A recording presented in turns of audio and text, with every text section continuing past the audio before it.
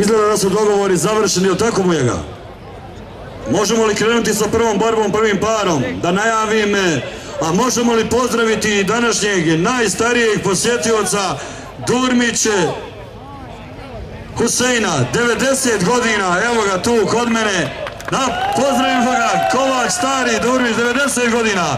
Ono što sam ja malo prije rekao, naše nane, dede, to je Teferić i ovi od mjesec dana, ima ih rođeni dva koji su danas sa nama. Za prvu borbu, prvi par, želio bi da najavim i da vam poželim Zlatko kazati kasnije, ili ako vas i ne zanima pošto je tradicija, ali uglavnom ima nagrada.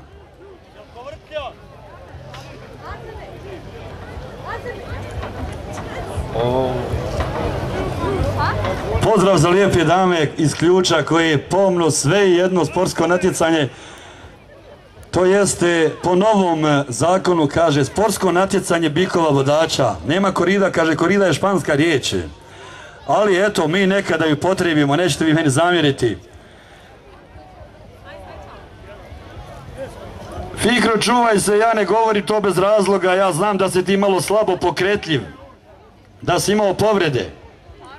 Jer bikovi kada nalete, ti znaš sam, ne daj Bože da se desi povreda. Vas upozoravam, djeco, puno vas vidim dole oko ograde. U ime organizatora upozoravam. Prvo, ne daj Bože,